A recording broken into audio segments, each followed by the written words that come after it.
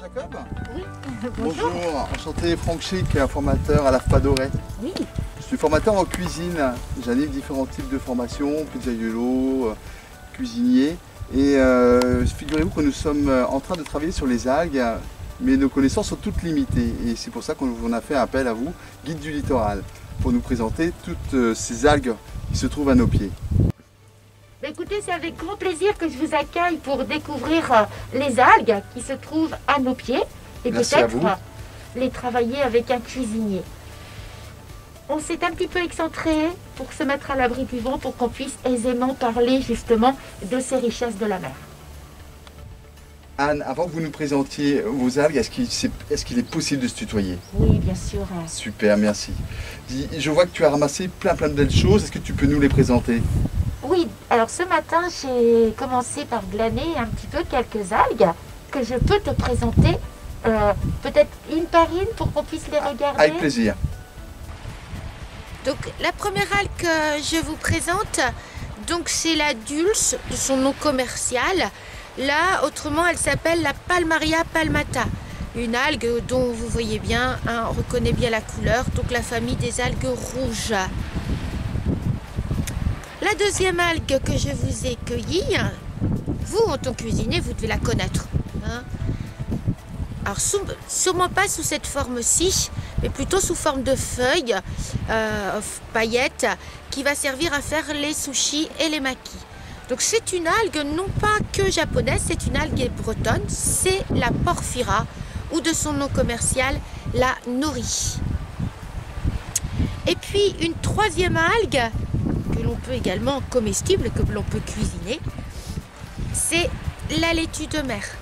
En tout cas, elle fait partie de la famille des algues vertes, de l'ulve, de son nom commun. Voilà, déjà trois algues intéressantes avec lesquelles on pourra réfléchir peut-être pour faire une petite recette. Anne, ce que je te propose, c'est d'enlever le masque puisqu'on est suffisamment loin l'un de l'autre. Alors moi j'ai quelques petites questions pour toi concernant les algues. Combien existe-t-il de variétés d'algues? Alors à travers le monde, il existe 25 000 variétés d'algues différentes. On en a recensé 850 en Bretagne, ce qui est déjà... C'est énorme. C'est énorme. Hein. Alors là, je parle des algues en général. Sur les algues alimentaires, ce qui va plus t'intéresser, toi, pour faire travailler en cuisine, aujourd'hui, on a à peu près 20 algues comestibles. Ça veut dire que les autres sont complètement toxiques? Non, elles ne sont pas toxiques, mais elles ne vont pas avoir d'intérêt, on dirait... Gustative. Voilà, exactement.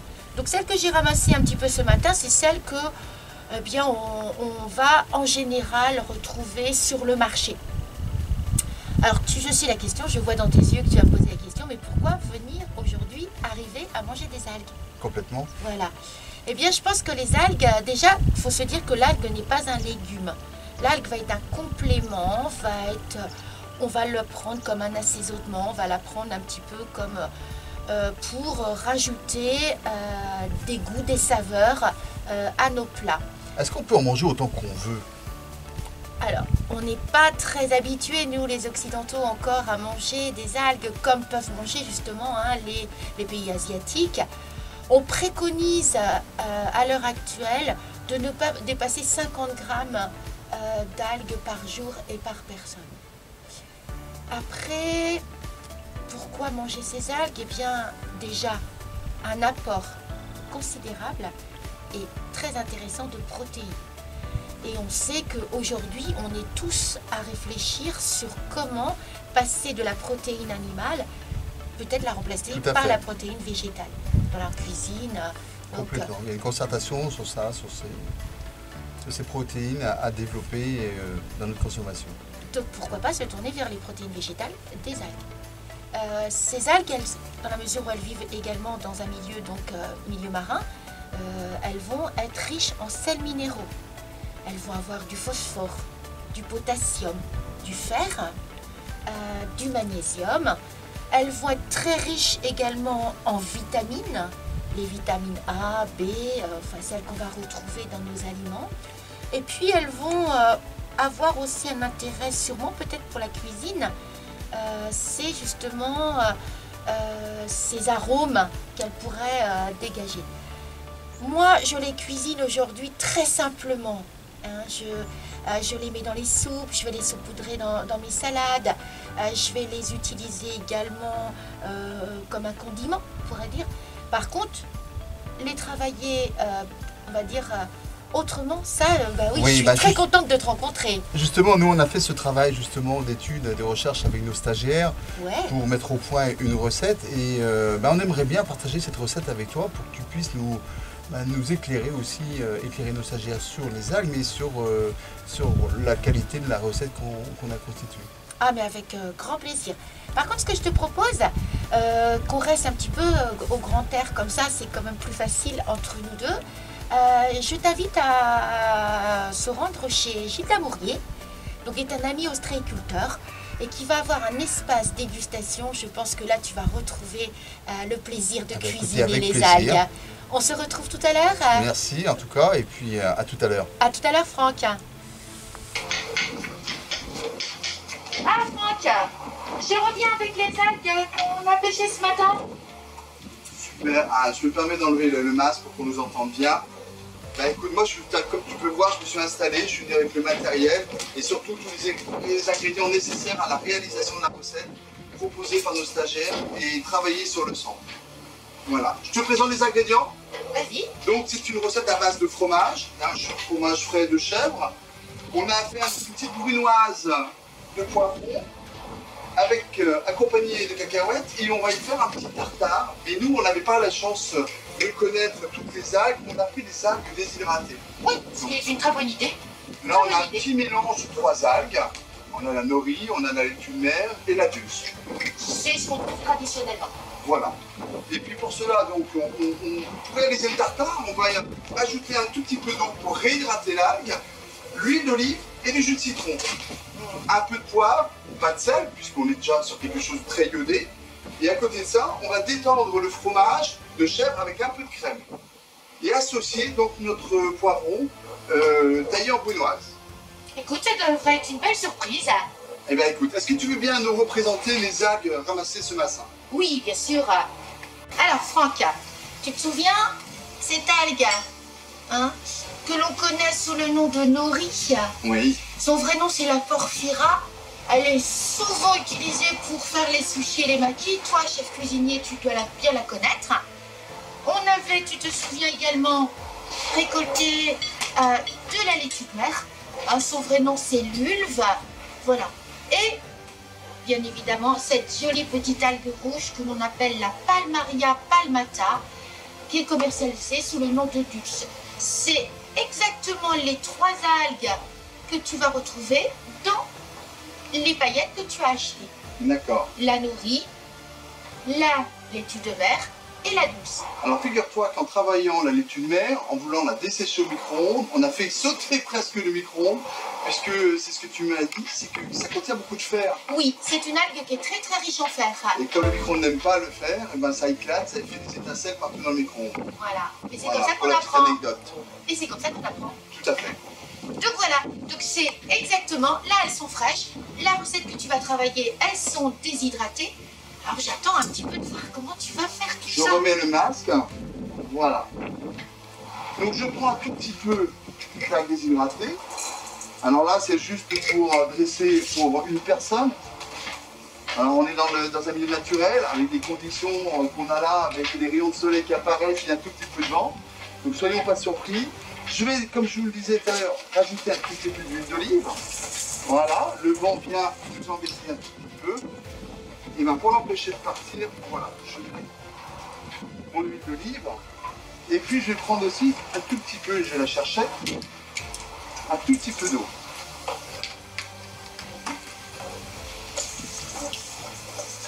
Voilà, je vais réhydrater, j'ai mis un tout petit peu trop là.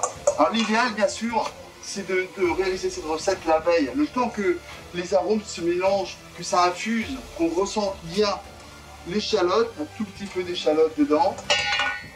Que chaque ingrédient exalte son parfum. Complètement. Voilà, complètement. donc de la veille, et je pense que tu as raison. Et là, je viens rajouter, apporter une petite note d'acidité. avec quelques gouttes de citron. Ouais, je pense que tu as raison de parler d'une petite note. Parce que je pense que le citron pourrait aller casser la... Qu'est-ce que tu en penses? La saveur de l'ail. Ce qui est intéressant, c'est toujours apporter une petite pointe d'acidité. Ok.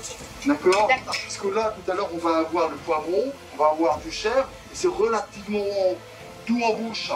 Donc là, cette petite acidité va relever l'ensemble. Voilà.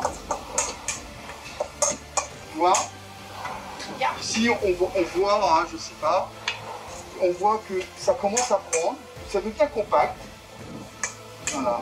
Donc ça, on le laisse tranquillement. D'accord, infusé. Je rappelle, il est bien de le faire la veille pour que c'est le temps de changer, que les arômes se mixent ensemble. Alors voilà, première étape, pas bien difficile. Oh non, non, non, accessible à tout le monde. Complètement.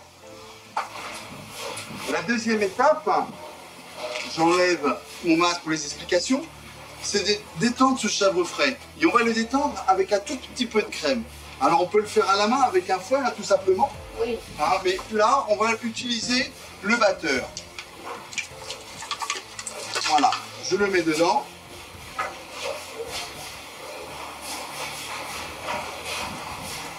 Je vais mettre un tout petit peu de crème. Tu ne saisonnes pas? Si, bien sûr, c'est important. D'accord, pas à la fin, tu fais... Voilà, je mets un peu de sel. Je n'ai pas pris de poivre avec moi. On le fera peut-être à la fin. Voilà.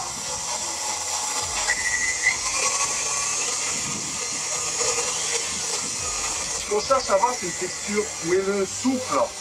Ouais.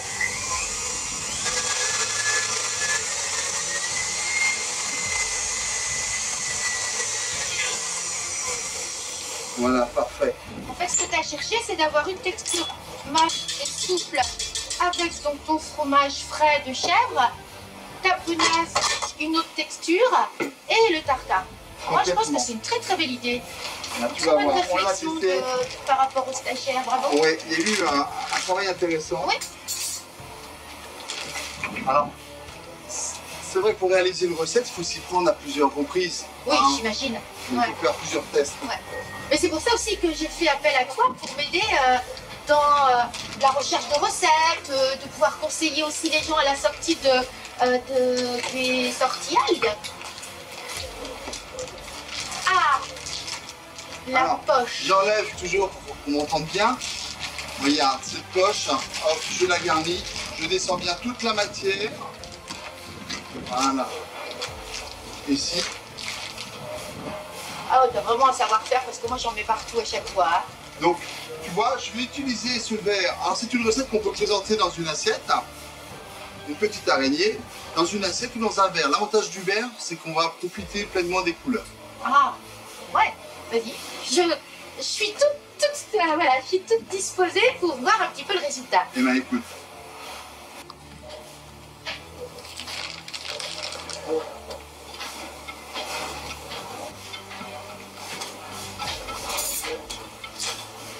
On vient rajouter le poivron taillé en petits cubes. Alors, on a pris la précaution de passer ces poivrons au four, dans un four à 200 degrés pour noircir. Et après ça, on a filmé de façon à ce que pouvoir enlever la peau facilement. Exact. D'accord. Et qu'il soit beaucoup plus digeste du coup, je crois. Hein. Oui, aussi, ouais. Complètement. Alors, tu vois, c'est un petit montage tout simple. On est déjà dans l'harmonie des couleurs, je trouve ça super. Wow. Voilà, j'en mets pas trop. On fait un petit mélange, un petit rappel, comme ceci. Et là, maintenant, il nous reste à faire le pesto. Alors, je fais un petit peu de rangement. On va utiliser donc la bête maritime, d'accord, pour compenser le basilic, mais on peut mettre le basilic, ce n'est que mieux. Donc cette bête maritime, je vais la hacher finement.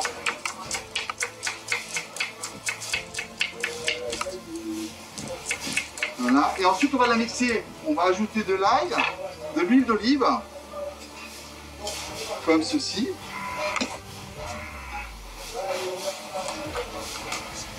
Tu fais tout au pif. Non. Non. Non, il y a une règle qu'on s'impose en cuisine, c'est qu'il faut absolument goûter. D'accord. d'accord. C'est essentiel. Oui. Mais cette recette, je l'ai faite plusieurs fois avec les stagiaires, donc je la maîtrise. Oui, toi tu... ok. Mais pour moi, si je veux la refaire avec... ou à la maison, ou avec des amis, ou dans des ateliers, il faut quand même que je me conserve les proportions. T'es bien Oui, d'accord? tout à fait. Mais pour ça, je te redonnerai la recette avec tous les ingrédients dedans et toutes les quantités. Il me reste à mettre hop, un peu de place. Ah, tu écrases ton ail comme ça? Oui, c'est plus facile. Petite Voilà. astuce. Là, il n'y a pas de germe, donc c'est parfait. Ok.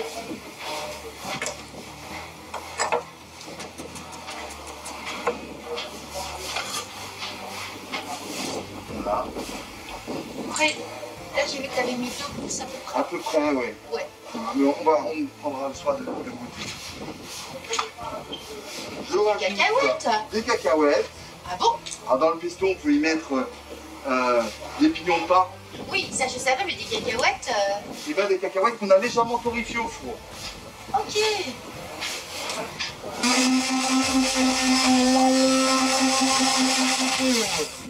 Et ben voilà, Ok. on y est.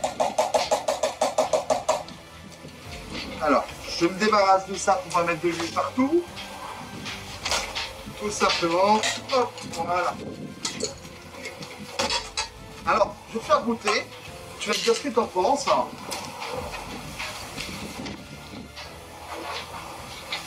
J'aime bien la cacahuète. Ça te convient? Ah, très bien. Très bien. Et bien écoute, maintenant on va apporter de la couleur. Voilà, et du goût. Ah, En exposant un tout petit peu le pesto ouais. sur le dessus.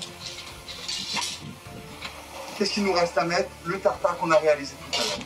D'accord? avec la couleur violette un petit peu qui est dominante, ça va être une... Waouh, très belle recette.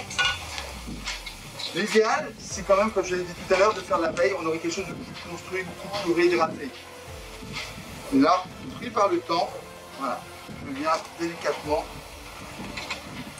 déposer mon tartare ail sur le dessus. Et voici la recette terminée. Bravo. Voilà, Anne. Bonne dégustation.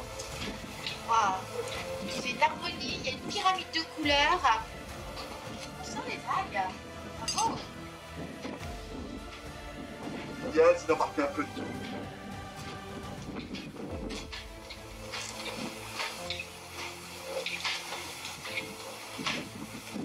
C'est surprenant. Eh ben super, mission accomplie en tout cas. Et puis je remercierai les stagiaires qui nous ont accompagnés sur ce projet-là. Oui. Merci à toi également pour toutes tes explications.